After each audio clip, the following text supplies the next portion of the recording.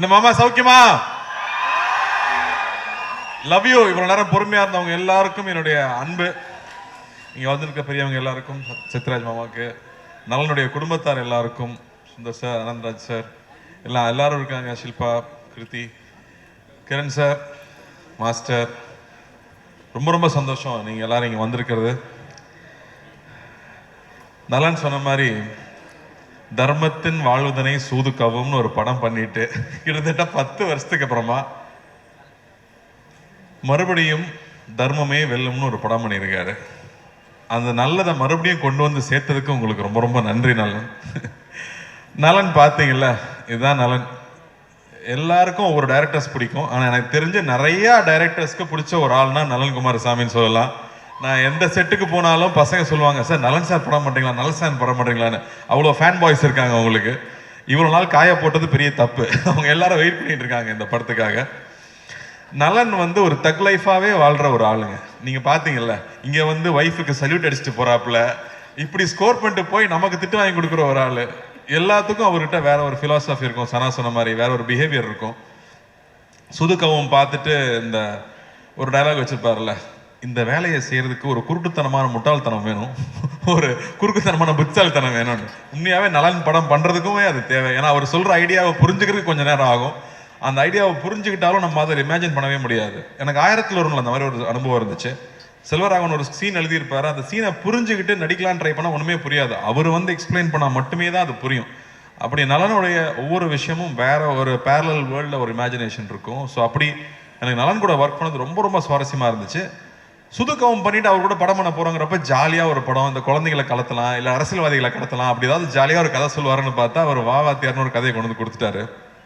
மறுபடியும் பெரிய சவால். உண்மையா அந்த கதையை கேட்டுட்டு நலன் கூட ஒர்க் பண்ணணும்னு அவ்வளோ ஆசையா இருக்கு. ஆனா இந்த கேரக்டர் நம்மளால செய்ய முடியுமா, நம்ம மெமிக்ரி ஆர்டிஸ்ட் எல்லாம் கிடையாது, நமக்கு இது வருமான நைட்லாம் எனக்கு தூக்கமே வரல. அப்போ வந்து நம்ம நிறைய அந்த கோட்ஸ் எல்லாம் பார்ப்போம் இல்லையா, நம்ம அந்த மோட்டிவேஷனல் வீடியோ எல்லாம் பார்த்துட்டு இருப்போம்ல நைட்ல தெம்பு வேணும்னா. அப்படி பார்க்கும்போது அதுல ஒரு விஷயம் பார்த்தேன். சொல்றேன், சொல்லி முடிக்கிறேன். ஸோ அந்த வீடியோல வந்து ஒரு விஷயம், எந்த விஷயம் உங்களை ரொம்ப பயமுறுத்துதோ, நம்ம எதை பார்த்து ரொம்ப பயப்படுறோமோ அதை போய் நம்ம ஃபேஸ் பண்ணிடணும். அங்கதான் growth இருக்குன்னு சொல்றாங்க. அங்கதான் நீ அடுத்த கட்டத்துக்கு போக முடியும்னு சொல்றாங்க. அப்போ இது ஒரு லைஃப் தான். நம்ம ரொம்ப திரும்ப திரும்ப வந்து பயந்துட்டே இருக்க முடியாது. நம்ம எவ்வளோ வாட்டி ஜெயிச்சாலும் நீ தோத்தது மட்டுமே பேசுற உலகம் தான் அது. அப்படி பயந்துட்டே இருந்தோம்னா புது விஷயம் எதுவும் பண்ண முடியாது. இறங்கி அடிச்சிடணும்னு முடிவு பண்ணி தான் நலன் கூட போய் ஜாயின் பண்ணது. நலன் இருக்கிற ஒரே தைரியத்தில் தான் அந்த படம் பண்ண நான் ஒத்துக்கிட்டேன்னு சொல்லலாம். ஏன்னா இந்த படம் கத்தி மேல் நடக்கிற மாதிரி, ஒன்று ஜெயிக்கனா இல்லாட்டி நம்மளை போட்டு காலி பண்ணிடுவாங்க இந்த படத்துல. அப்படி ஒரு ரிஸ்கான ஒரு சப்ஜெக்ட் ஒரு ஆக்டருக்கு. ஆனா படமா ஜாலியான படம், என்டர்டெய்னிங்கான ஃபிலிம். அவர் சொன்ன மாதிரி இது ஒரு 80s 90s தமிழ் சினிமாக்குன்னு ஒரு அடையாளம் இருக்கு. நம்ம எல்லாமே நம்ம ரூட்ஸை போய் தேடிட்டு இருக்கோம் இல்லையா. அப்படி தமிழ் சினிமாவுக்கு ஒரு அடையாளமா இருக்கிற மசாலா படங்களுக்கு ஒரு ட்ரிபியூட்டா அந்த படம் இருக்கணும் அப்படிங்கிறது அவருடைய எண்ணம். ஸோ ஒரு ஃபுல் அண்ட் ஃபுல் என்டர்டெய்னர். ஒரு பக்கம் வாத்தியாருங்கிற கேரக்டருக்கு, அந்த கேரக்டருக்குள்ள இப்போ போலான்னு முடிவு பண்ணியாச்சு. உள்ள போனா அவர் ஒரு பெரிய கடல். புரட்சி தலைவர், மக்கள் திலகம், பொன்மன செம்மல்னு அவர் மக்கள் அவருக்கு வச்சிருக்கிற பேர் அவ்வளோ பெரிய பேர். அவரை பத்தி பேசினாலே புல்லரிக்குது எனக்கு. ஏன்னா அவரை பத்தி தெரிஞ்சுக்க ஆரம்பிச்சு இந்த படத்துக்குள்ள போனதுக்கு அப்புறம் தான். Love you boys, love you. இன்னைக்கும் love you guys, love you மக்களே. இன்னைக்கும் நீங்க வந்து ஒவ்வொரு வீட்டுக்கு போனீங்கன்னா அவரோட புகைப்படத்தை பார்க்க முடியும். ஒன்று அதுக்கு பொட்டு வச்சு மாலை போட்டு சாமி கும்பிட்டு இருப்பாங்க, இல்லாட்டி பெருமையா அந்த முகத்தை பார்க்கணுங்கிறதுக்காக வச்சிருப்பாங்க. அப்படி ஒரு பெரிய ஐகான். அவர் வெறும் 60s 90s 70s 80sல இருந்த ஒரு நடிகர் இல்லை. அவர் ஒரு எமோஷன், அவர் ஒரு தனி சகாப்தம். அவர் மாதிரி யாருமே சொல்ல முடியாது. அவர் வாழ்க்கையில சந்திக்காத கஷ்டம் கிடையாது. ஆனா அவர் மாதிரி மக்கள் நேயம், அவர் மாதிரி தாராள குணம், அப்படி யாருமே நம்ம சொல்லிடவே முடியாது. அவர் சாதாரண ஆள் கிடையாது. அவர் வந்து தமிழ் சினிமாவை மாத்திருக்காரு, தமிழ்நாட்டு அரசியலை மாத்திருக்காரு, எத்தனையோ பேர் வாழ்க்கையை மாத்திருக்காரு. அவர் ரசிகர்களுக்கு நல்லதே சொல்லி, இன்னைக்கு நல்லது சொன்னா கிரிஞ்சுன்னு சொல்லும் போது நான் நல்லது தான் சொல்லுவேன், என் ரசிகனும் என்ன மாதிரி தான் இருக்கணும், நல்லதை மட்டுமே சொல்லி கொடுத்து தன் ரசிகனும் என்ன மாதிரியே இருக்கணும்னு பண்ணியிருக்காரு. அவரோட ரசிகர்கள் தண்ணி அடிக்க மாட்டாங்க, தம் அடிக்க மாட்டாங்க. எப்படி அவ்வளோ இன்ஃப்ளூயன்ஷியலாக அவர் இருந்திருக்க முடியும் அவங்கிறது ரொம்ப ரொம்ப ஆச்சரியமா இருக்கு. அவர் பாடல்கள் மூலமா அவ்வளோ விஷயங்களை சொல்லிட்டு போயிருக்காரு. இன்னைக்கு வந்து நியாயம், தர்மம், இல்லாட்டி வந்து தன்னம்பிக்கை வேணும்னா இன்னைக்கும் அவரோட பாடல்கள் தான் நமக்கு உதாரணமா இருந்துட்டு இருக்கு. அவர் பாட்டை பாடினாலே வைரல் ட்ரெண்டு தான். அப்படி ஒருத்தர் அவர் நம்ம பண்ண போறோங்கிறது ரொம்ப ரொம்ப பயமா இருந்துச்சு.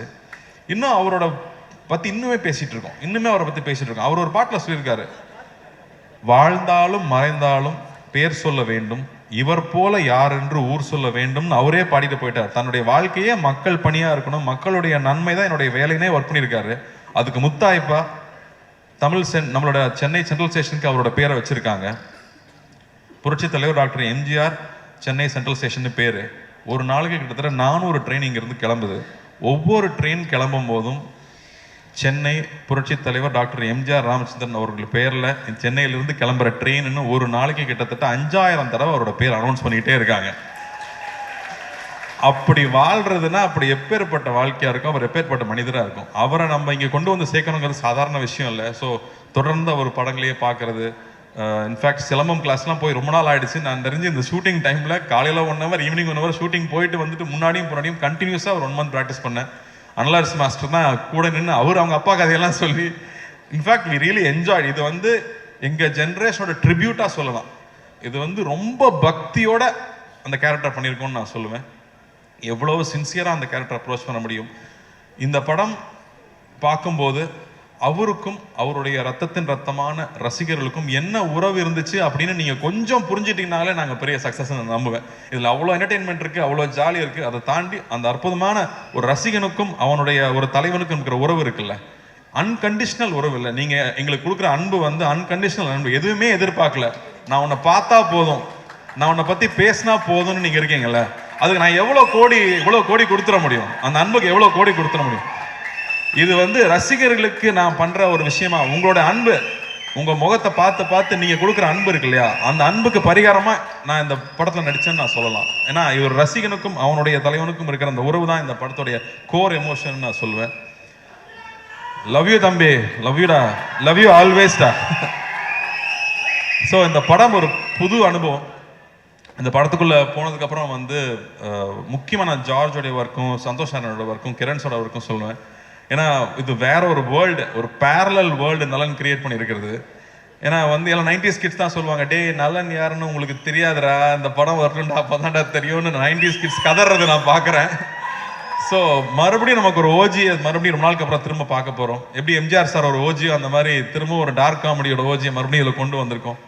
ஸோ ஐம் ஸோ ஹாப்பி நலன் கூட ஒர்க் பண்ணுறது. நான் நலன் மாதிரி டைரக்டர் நான் அடிக்கடி யோசிப்பேன், தெலுங்குல பெரிய படங்கள் பண்ணுறாங்க, மலையாளத்தில் வித்தியாசமான படம் பண்ணுறாங்க, தமிழுக்கு என்ன அடையாளம் இருக்குது, நம்ம வித்தியாசமாக என்ன பண்ணுறோம்.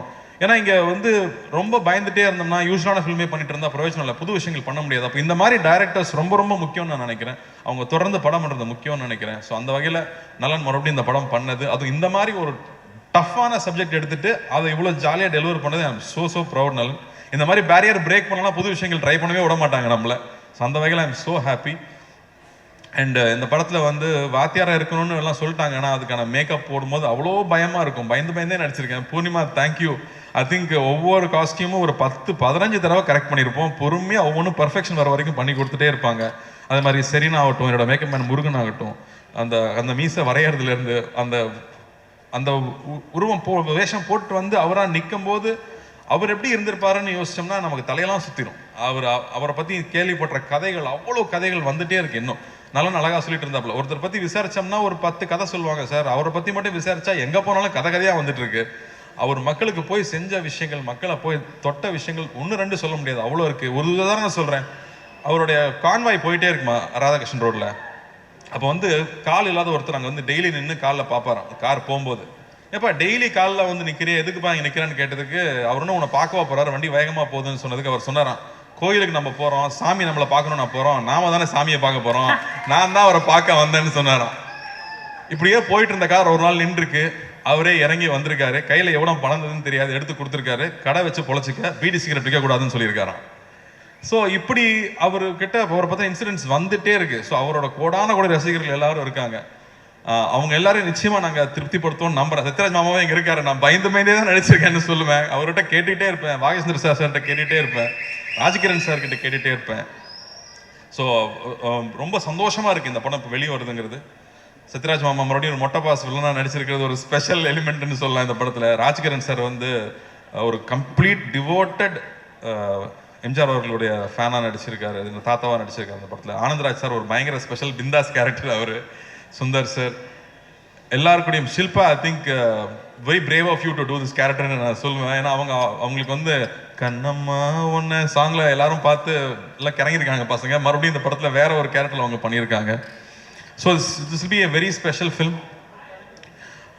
ஜார்ஜோட ஒர்க் எக்ஸலண்ட்டாக இருக்குது. சனாவோட ஸ்கோர்ஸ் கொஞ்சம் கொஞ்சமாக நான் பார்த்துட்டே இருக்கேன். டெஃபினட்டாக வந்து ஒரு எப்பிக் சூப்பர். சனா சொன்ன மாதிரி நமக்கு சூப்பர் ஹீரோவாக வந்து சினிமாவில் இருந்தது எம்ஜிஆர் அவர்கள் தான். அவர் நம்மளுடைய உடல் பொருள் ஆவியில் கலந்தவராக இருக்காங்க. நமக்கு முன்னாடி நம்ம பார்த்த ஐகான்ஸ் எல்லாருமே. ஸோ அவர் நம்ம சூப்பர் ஹீரோ எடுத்துகிட்டா நானும் இந்த படத்தை ஒரு சூப்பர் ஹீரோ ஃபில்மாகவே பார்க்குறேன்னு சொல்லலாம். ஆனால் நம்ம ஊர் மசாலா, நம்ம ஊர் ஸ்டைலில் ஒரு படமாக அது வந்திருக்கு. எல்லாருக்கூடையும் ஒர்க் பண்ணது ரொம்ப சந்தோஷம். இது ரொம்ப வருத்திக்கிட்டு நிறைய எஃபர்ட் போட்டு பண்ண படம். ஸோ நிச்சயம் இந்த படம் வெற்றி அடையணும். ஞானவேலுக்கு வந்து மிரக்கல் தான் இந்த படம் வந்து இப்போ வந்து இறங்கியிருக்கிறது. அது புரட்சி தலைவரோட ஆசீர்வாதத்தோட இந்த படம் நல்லபடியாக வந்து ரிலீஸ் ஆகணும். உங்கள் எல்லாருக்கும் ஒரு பெரிய அன்பு, பெரிய நன்றி. இங்கே வந்து இதை கலந்துக்கிட்டு வாழ்த்துனதுக்கு பத்திரிகை தொலைக்காட்சி நண்பர்களுக்கு முக்கியமாக எல்லாரும் நீங்களாம் நிறைய பேர் எம்ஜிஆர் அவர்களையும் பார்த்துருப்பீங்க, அவங்கள பற்றி தெரிஞ்சிருக்கும். ஸோ உங்களுடைய அன்பு எப்போவுமே எங்களுக்கு தேவை. உங்களோட அன்பு நீங்கள் எப்போவுமே என்னை கைட் பண்ணியிருக்கீங்க, எப்போவுமே சரியான படங்கள் பண்ணும்போது பாராட்டியிருக்கீங்க. உங்களுக்கு ரொம்ப ரொம்ப நன்றி. இந்த படத்தை நீங்கள் சப்போர்ட் பண்ணணும். இந்த சப்போர்ட் ரொம்ப முக்கியம். ஏன்னா இந்த மாதிரியான அட்டம்ஸ் பண்ணும்போது நீங்கள் கொடுக்குற சப்போர்ட் தான் இந்த மாதிரி படங்கள் மறுபடியும் வந்துக்கிட்டே இருக்கும். ஸோ ரொம்ப ரொம்ப நன்றி. Thank you thank you thank you. Love you guys. Love you love you love you love you. Thank you.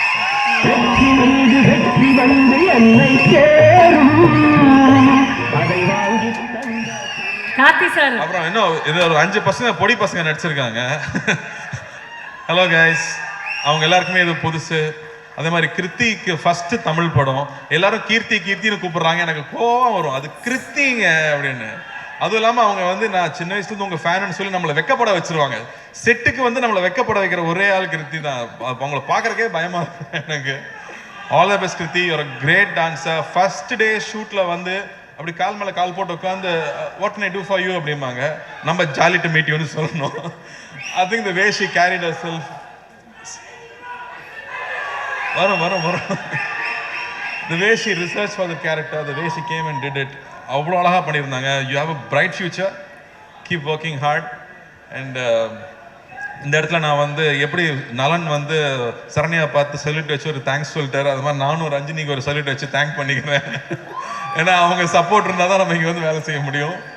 அதே மாதிரி ஞானவேலுக்கு இந்த படம் பெரிய வெற்றி அடையணும், பெரிய லாபம் தரக்கூடிய படமாக வரணும்னு நான் ஆண்டவனை வேண்டிக்கிறேன். Thank you thank you thank you. Ravi, thanks for coming. Thank you thank you thank you.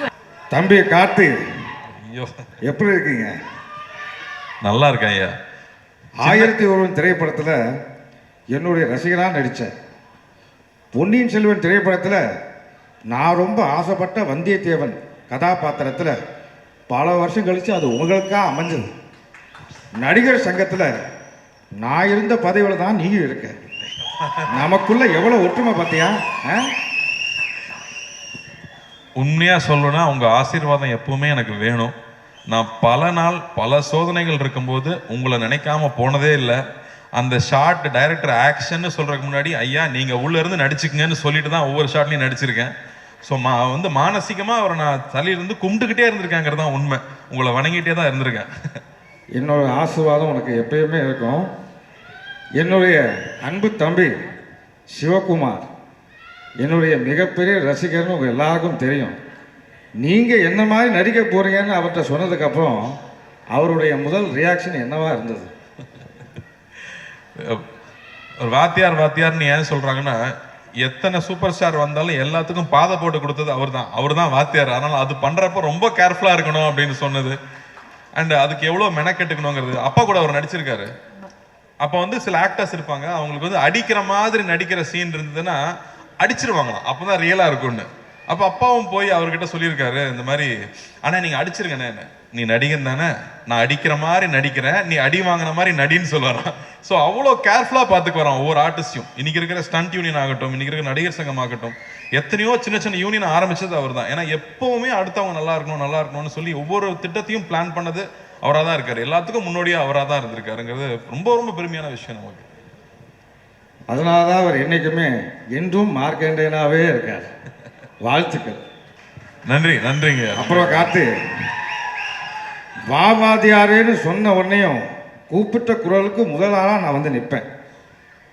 நீயும் அப்படிதான் நினைக்கிறேன், அப்படிதானே? அவரை பார்த்து கத்துக்கிட்டாதவங்களே யாருமே இருக்க முடியாது. யார் என்ன கேட்டாலும் இல்லைன்னு சொல்றதே இல்லை. அது 2-3 வகை சொல்லுவாங்களாம். இருந்தா கொடுக்கறது, இருக்கிறதுல கொஞ்சம் கொடுக்கறது, இருக்கிறதையே கொடுக்கறது. இவர் இருக்கிறதையே கொடுக்குற ரகம். ஸோ அவங்க கிட்ட இருந்து தான் நிறைய கற்றுக்குறோம். எப்படி அடுத்தவங்களுக்கு செய்யணுங்கிறது அவங்ககிட்ட தான் கற்றுக்கணும். ஸோ முடிஞ்ச அளவுக்கு உங்களை மாதிரியே யார் எந்த உதவி கேட்டாலும் இல்லைன்னு சொல்லாமல் நம்மளால முடிஞ்சதை செய்யணுங்கிறது உங்ககிட்ட இருந்து கற்றுக்கிட்டது தான் நினைக்கிறேன். அது அப்பாவோட வளர்ப்புன்னு நினைக்கிறேன். வாழ்த்துக்கள். நன்றி, ரொம்ப நன்றி. பாபாதி யாத்திரை திரைப்படம் மிகப்பெரிய பிளாக் பஸ்டர் அமைகிறதுக்கு என்னுடைய மனமார்ந்த வாழ்த்துக்கள். தொடரட்டும் உன் பணி, மக்களுக்காகவே அர்ப்பணி, வாழ்க வளர்க. இங்க இந்த தருணத்துல வந்து எம்ஜிஆர் ஐயாவே வாழ்ந்துட்டு இருக்கிறவங்க நிறைய பேர் வந்திருந்தாங்க. அவங்க எல்லாருமே எனக்கு ஹெல்ப் பண்ணியிருக்காங்க படத்துல. ஸோ அவங்களுக்கும் இந்த வகையில் நான் நன்றி தெரிவிச்சுக்கிறேன். அவங்க எந்நேரமும் அவரை மாதிரியே மேக்கப் போட்டு ஒவ்வொரு ஊரா போய் நடிச்சுட்டு வர்றவங்க. அதே மாதிரி அசிஸ்டன்ட் டைரக்டர்ஸ்க்கு, ப்ரொடக்ஷன் டீமுக்கு, எல்லாருக்கும், படத்துல ஒர்க் பண்ண எல்லாருக்குமே என்னுடைய மனமார்ந்த நன்றியை தெரிவிச்சுக்கிறேன்.